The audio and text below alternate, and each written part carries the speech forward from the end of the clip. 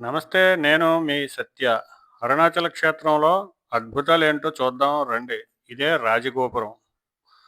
ముందుగా అరుణాచలం క్షేత్రాన్ని సందర్శించిన ప్రతి ఒక్కరూ ఈ రాజగోపురం నుండే లోపలకు వెళ్తారు. ముందు ఈ ఆలయం కోసం తెలుసుకుందాం. మొత్తం 20 ఎకరాల్లో ఈ ఆలయాన్ని నిర్మించారు. ఆలయం మొత్తం 9 గోపురాలతో ఉంటుంది. 3 ప్రాకారాలు నిర్మించబడ్డాయి. ఈ ఆలయం ప్రధాన గోపురం రాజగోపురం.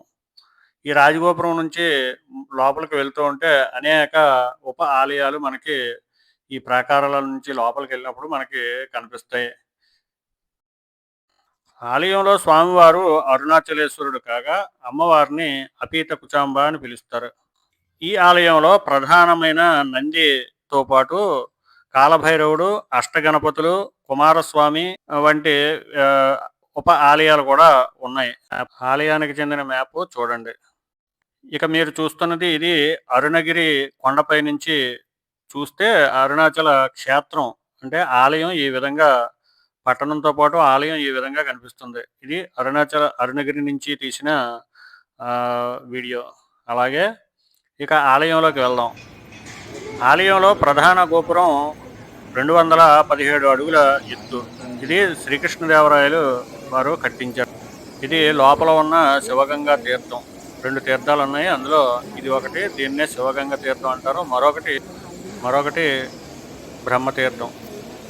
రాజగోపురం నుంచి ఆలయంలోకి వెళ్తున్నప్పుడు ఏమేమి చూడాలో తెలుసుకుందాం రండి. ముందుగా ఆలయ గోపురం నుంచి లోపలకు స్వామివారిని దర్శించుకునేందుకు వెళ్తున్నప్పుడు ఎడమ చేతి వైపు స్తంభోద్భవ కుమారస్వామి ఆలయం ఉంటుంది. ఆ వెనుక గాజుల మండపం, దాని తరువాత నంది భారీ నంది ఉంటాయి. కుడివైపున 1000 కాళ్ళ మండపం ఉంటుంది. అక్కడే పాతాళలింగం కూడా ఉంది. ఇది ప్రధాన ఆలయం లోపలికి వెళ్ళే మార్గం. ధ్వజస్తంభం నుంచి లోపలకు వెళ్తాము. ఇప్పుడు మనకు కనిపించేది దక్షిణ గోపురం. ఇక బయటకు అంటే ముందుగా మన ప్రధాన గోపురం నుంచి లోపలికి వెళ్ళేటప్పుడు ఈ విధంగా కనిపించేది ఇది 1000 కాళ్ళ మండపం. ఈ మనకి కుడి చేతి పక్క కనిపించేది 1000 కాళ్ళ మండపం. ఈ పక్కన ఇది నంది. నందికి వెనుక వైపే కనిపిస్తుంది ఆ 1000 కాళ్ళ మండపం. ఆ బ్యాక్ సైడ్ మనకు కనిపించేది రాజగోపురం. ఇక ఇక్కడి నుంచి ఎడమ చేతి వైపు ఉంటే అది ఇప్పుడు మీరు చూసేది గాజుల మండపం. ఇది 1000 కాళ్ళ మండపం. అయితే దీని ఎదురుగానే శివగంగ తీర్థం ఉంది. ఇదే శివగంగా తీర్థం. ఈ రాజగోపురం ఇక్కడి నుంచి కనిపిస్తుంది. ఈ తీర్థంతో పాటు మరో తీర్థం కూడా ఉంది. అది బ్రహ్మతీర్థం. ఈ బ్రహ్మతీర్థం కూడా 3వ ప్రాకారంలో ఉంది. అంటే 2వ ప్రాకారంలో ఉంది. మొదటి ప్రాకారంలో ఒక తీర్థం, 2వ ప్రాకారంలో మరో తీర్థం ఉంది.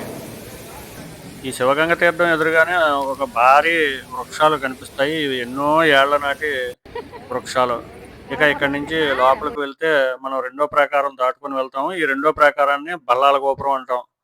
ఇక ఈ బల్లాల గోపురం దాటుకొని ముందుకు వెళ్తే లోపల మనకు ఎడమ వైపున సర్వసిద్ధి వినాయక ఆలయం ఉంటుంది. మొత్తం లోపల ఆలయంలో అష్ట వినాయకులు ఉన్నారు. ఇక్కడ ఆ వినాయకుడి ఆలయానికి ఎడమ చేతి పక్కే ఈ మండపం 4 కాళ్ళ మండపం దగ్గర ఒక దిమ్మెలాగా ఉన్నది చూడండి. ఇది ఒక విశిష్టమైన ప్రదేశం. ఈ ప్రదేశంలోనే ఈ ప్రదేశంలో భూగృహంలో ఈ స్తంభం కింద సిద్ధులు సూక్ష్మ రూపంలో ధ్యానంలో ఉంటారట. అందుకని ఈ దిమ్మపై ఎవరు కూర్చోకూడదని చెప్తారు. ఇక ఇక్కడి నుంచి స్వామివారిని దర్శించుకునేందుకు వెళ్ళిన తర్వాత కుడి చేయి వైపు బయటకు వస్తాం. ఆ బయట అదే మార్గం అమ్మవారిని దర్శించుకుంటాం. అపీత కుచాంబ అని పిలుస్తారు. అమ్మవారిని దర్శించుకున్న తర్వాత అమ్మవారి ఆలయంలో మరికొన్ని విశేషాలు ఉన్నాయి, వివరిస్తాను. స్వామివారు దర్శించుకోండి. ఇదే స్వామివారి అరుణాచల శివలింగం. అమ్మవారి ఆలయంలో అమ్మవారిని దర్శించుకున్న అనంతరం బయటకు వచ్చేటప్పుడు మీరు ప్రసాదం కౌంటర్ నుంచి బయటకు వచ్చేటప్పుడు ఎడమ చేతి వైపున చిత్రగుప్తుని సన్నిధి ఉంటుంది. చిత్రగుప్తుని ఆలయం ఉంది. చిన్న గూడులాగా ఉంటుంది. ఆ చిత్రగుప్తుని నేరుగా చూడరు ఇక్కడ. అటు ఇటు కిటికీలాగా ఏర్పాటు చేసి ఉంటుంది. ఆ కిటికీ నుంచే చిత్రగుప్తుడి విగ్రహాన్ని దర్శించవలసి ఉంటుంది. ఇకపోతే అక్కడి నుంచి అష్టలక్ష్మి మండపం ఉంటుంది. అష్టలక్ష్మి మండపం తర్వాత చిత్రగుప్తుని సన్నిధి ఉంది. తర్వాత నవగ్రహాలు ఉంటాయి. ఆ నవగ్రహ విగ్రహాలకి ప్రదక్షిణ చేయండి, ఫలితం కలుగుతుంది. ఇక అక్కడి నుంచి బయటకు వచ్చి పంచభూతలింగాలను దర్శనం చేసుకుంటారు. అక్కడి నుంచి ముందుకొస్తే నాట్య మండపం నుండి కొంచెం ముందుకొచ్చి ఎడమ చేతి వైపు లోపలికి వెళ్తే ఈ వృక్షం కనిపిస్తుంది. ఇది ఈ వృక్షం ఎన్నో యుగాల నుంచి ఉన్నదని చెప్తారు. ఇది ఏంటంటే బిల్వ వృక్షం, అశ్వత్థ వృక్షం కలిపి ఉంటాయి. అందుకే దీన్ని బదనిక వృక్షం అని అంటారు. ఈ బదనిక వృక్షం పైన సిద్ధులు సూక్ష్మ రూపంలో ఉంటారని చెబుతారు. వారిని దర్శించుకుంటే పుణ్యం కలుగుతుందని చెబుతారు. ఇక ఈ ఎదురుగా ఆ వృక్షానికి ఎదురుగా ఉన్న ఈ ఆలయం పిండారి అమ్మన్ ఆలయం. ఈమె నగరపాలిక. ఇక ఈ ఆలయంలో సప్తమాతృకులు ఉంటారు. రేణుకాదేవి అమ్మవారు కూడా కొలువై ఉంటారు. ఈ ఈ వృక్షానికి ఎదురుగా ఉన్న ఇప్పుడు మీరు చూస్తున్నది నటరాజ శివలింగం, నటరాజ ఆలయం. పిండారి అమ్మన్ ఆలయం ఎదురుగా ఉన్న బలిపీఠం ఇది. సూక్ష్మ రూపంలో ఉన్న సిద్ధులను చూసేందుకు ఇక్కడ భక్తులు అధిక సంఖ్యలో గుమిగూడుతారు. వాటిని కొంతమంది కనిపిస్తాయి, కొంతమంది కనిపించవు. చాలా సమయం గడుపుతారు ఇక్కడ. అయితే ఇక్కడ కూర్చుంటే చాలా చల్లగా ఉంటుంది. ఇది ఇప్పుడు మీరు చూస్తున్నది దీప మండపం. దీపోత్సవం చేసినప్పుడు ఇక్కడి నుంచి దీపాన్ని అంటే కొండపైన దీపోత్సవం చేసినప్పుడు ఇక్కడి నుంచి చూస్తారట. ప్రధాన ఆలయానికి ఎదురుగానే ఈ దీప మండపం ఉంది. ఈ దీప మండపంలో నుంచే మీరు స్వామివారిని దర్శించుకునేందుకు లోపలికి వెళ్తారు. ఇదే దీప మండపం. ఈ దీప మండపానికి పక్కనే మనకి ప్రధాన ఆలయానికి ఆగ్నేయంలో ఉన్న మండపంలోనే స్వామివారి ప్రసాదాన్ని తయారు చేస్తారు. ఈ ప్రసాదం తయారు చేసే మండపానికి ఎదురుగానే వకుల వృక్షం ఉంది. ఆ వకుల వృక్షం కూడా ఎంతో కాలం నాటిదని చెప్తారు. ఇప్పుడు మీరు చూస్తున్నది కిలిగోపురం. ఇది ఈ కిలిగోపురం నుంచే మనం లోపలికి వెళ్తాం. కిలిగోపురం ఎదురుగానే మరో నంది ఉంది. ఈ కిలిగోపురం నుంచి ఎడమ చేతి వైపు ప్రసాద వితరణ, అదే ప్రసాద కౌంటర్ ఉంటుంది. ఇక్కడి నుంచి చూస్తే అరుణగిరి స్పష్టంగా కనిపిస్తుంది. అద్భుతంగా కనిపిస్తుంది. మీరు ఆలయంలోకి వెళ్ళినప్పుడు ఎక్కడెక్కడ ఏమున్నాయి అనేది ముందుగా ఒక చార్ట్ రాసుకొని తెలుసుకోండి. తెలుసుకొని నెమ్మదిగా ఎక్కడెక్కడ ఏమున్నాయో పరిశీలించి చూసి రండి. ఎక్కువ సమయం ఆలయంలో గడపడం వల్ల విశిష్టమైన ఎనర్జీ ప్రాప్తిస్తుంది. ఈ దీప మండపానికి కుడి చేతి అంటే మీరు స్వామిని దర్శించుకొని వెనుదిరిగేటప్పుడు బయటకు వచ్చినప్పుడు బయటకు వెళ్ళేటప్పుడు కుడి చేతి పక్క ఈ బ్రహ్మతీర్థం ఉంది. ఈ బ్రహ్మతీర్థానికి ఈశాన్యంలో అంటే ఈ ఆనుకొని కాలభైరవ ఆలయం ఉంది. ఇక్కడ ఉన్న కాలభైరవుడు చాలా విశిష్టమైన దేవుడు. దర్శించుకోండి. వాస్తవానికి ఇక్కడ ఈ తీర్థాల్లో స్నానాలు పూర్వం స్నానం చేసేవారు. అయితే ఇప్పుడు వీటిని క్లోజ్ చేశారు.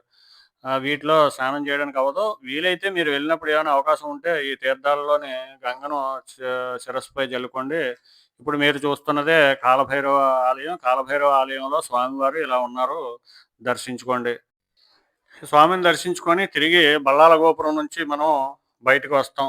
బల్లాల గోపురం నుంచి బయటకు వచ్చేటప్పుడు ఎడం చేతి వైపు ఒక కుమారస్వామి ఆలయం ఉంటుంది. ఈ ఎడం చేతి వైపు ఉన్న ఆలయమే కుమారస్వామి ఆలయం. ఈ కుమారస్వామి ఆలయాన్ని తప్పకుండా సందర్శించండి. ఇది కూడా ఒక ప్రత్యేకమైన ఆలయం. ఇప్పుడు మీరు చూస్తున్నది అక్కడి నుంచి ముందుకు వస్తే మళ్ళీ మనం నంది దగ్గరికి వస్తాం. నంది పక్కనే ఉన్న ఇది 1000 కాళ్ళ మండపం. ఈ ప్రాంగణంలోనే మనకు శివగంగ తీర్థం ఉంది.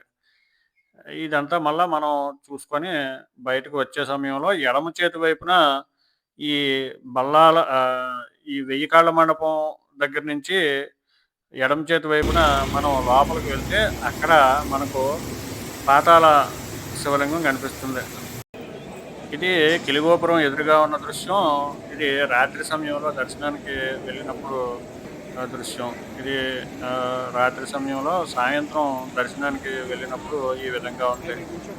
మీరు ఆలయంలోకి వెళ్ళేటప్పుడు క్యూ లైన్ ఉంటే ఈ పక్కవి చూసే అవకాశం ఉండదు. అందువల్ల నేరుగా ఆలయంలోకి వెళ్ళి స్వామివారిని దర్శించుకున్న అనంతరం తిరిగి వచ్చేటప్పుడు మీరు తప్పనిసరిగా ప్రతి ఒక్కటి చూసుకుంటూ వస్తే బాగుంటుంది. ఇది కిలిగోపురం పక్కనే ఉన్న ఉప ఆలయాల్లోని విగ్రహాలు, ఆలయాలును. ఇది విష్ణు తీర్థం ఎదురుగా ఉన్న ఆలయాలు. రాత్రి సమయంలో స్వామి లోపల ఆలయం ప్రాంగణంలో ఈ విధంగా ఉంది చూడండి. ఇక ఇది కూర్చోండి. బల్లాల గోపురం చాలా పక్కనే మంచిది. బయటకు వస్తున్నప్పుడు కుమారస్వామి ఆలయాన్ని సందర్శించండి అని చెప్పాను కదా, అది ఆ ఆలయంలో దృశ్యం ఇది. ఇంకా వెయ్యి కాళ్ళ మండపంలోని పాతాళ లింగాన్ని దర్శిద్దాం రండి. ఇక్కడే శ్రీ రమణ మహర్షుల వారు మొదట్లో వచ్చినప్పుడు ఈ పాతాళలింగం వద్దకు చేరుకొని ఇక్కడ తపస్సు చేసేవారట. ఈ పాతాళలింగం ఆయన తపస్సు చేసిన ప్రదేశం. అంటే కిందకి దిగాలి. కిందకి దిగి శివలింగాన్ని దర్శనం చేసుకొని మళ్ళా మీదకు రావాలి. ఈ శివలింగం ఆలయం చుట్టూ ప్రాంగణంలో ఈ రమణ మహర్షి వారి జీవిత చరిత్రకు సంబంధించిన అనేక చిత్రాలను ఇక్కడ ప్రదర్శించి ఉన్నాయి. మొదట్లో ఆయన వచ్చిన సమయంలో ఏ విధంగా ఉన్నదనేది ఇక్కడ ఈ చిత్రాల ద్వారా చూడొచ్చు. ఇక ఇక్కడి నుంచి బయటకు వస్తే తిరిగి వెయ్యి కాళ్ళ మండపంలో కూడా మనం చూడొచ్చు. సాయంత్రం అయితే ఈ వెయ్యి కాళ్ళ మండపాన్ని క్లోజ్ చేస్తారు. అది వెళ్తున్నప్పుడు ఉదయం దర్శనానికి వెళ్ళినప్పుడే ఈ వెయ్యి కాళ్ళ మండపాన్ని చూడటానికి వీలవుతుంది. తిరిగి వచ్చే సమయంలో కూడా మీరు క్షుణ్ణంగా పరిశీలించండి. ఇదే వెయ్యి కాళ్ళ మండపం. వెయ్యి కాళ్ళ మండపం లోపల దృశ్యం ఇది. ఈ మండపంలో మొత్తం 1000 స్తంభాలు ఉంటాయి. 1000 స్తంభాలు చూసుకుంటూ లోపల అనేక శివలింగాలు, అనేక చిత్రాలు, స్వాముల విగ్రహాలు, ప్రతి స్తంభం పైన పురాణ ఇతిహాసాలకు సంబంధించిన అనేక చిత్రాలు ఉంటాయి. దేవీ దేవతా విగ్రహాలు కూడా ఉంటాయి. ఒక్కొక్కటి చూసుకుంటూ వెళ్ళొచ్చు. ఈ వెయ్యి కాళ్ళ మండపంలో లోపలికి వెళ్తే మనకి చల్లగా ఉంటుంది. అప్పట్లో చాలా కళ్యాణాలు కానీ, స్వామివారి కళ్యాణాలు కానీ, ఈ ప్రతి చిత్రాన్ని చూసి బయటికి రండి. తప్పనిసరిగా ఉన్నప్పుడు అంటే వెళ్తున్నప్పుడు వెళ్తేనే ఈ వెయ్యి కాళ్ళ మండపం తీసి ఉంటుంది. ఇదే వెయ్యి కాళ్ళ మండపం బయట నుంచి ఈ విధంగా కనిపిస్తుంది. తిరిగి బయటికి చేరుకున్నాము. బయటికి చేరుకున్న తర్వాత రాజగోపురం ఎదురుగా ఉన్న ప్రధాన మండపం ఇది. ఈ మండపం ఎదుర్కొంటూనే మనం గిరి ప్రదక్షిణకు ప్రారంభించేటప్పుడు హారతి వెలిగిస్తాం. చూశారుగా, ఇవి అరుణాచలం ఆలయంలోని చూడాల్సిన ప్రదేశాలు. వీడియో నచ్చితే లైక్ చేయండి, షేర్ చేయండి, కామెంట్ చేయండి.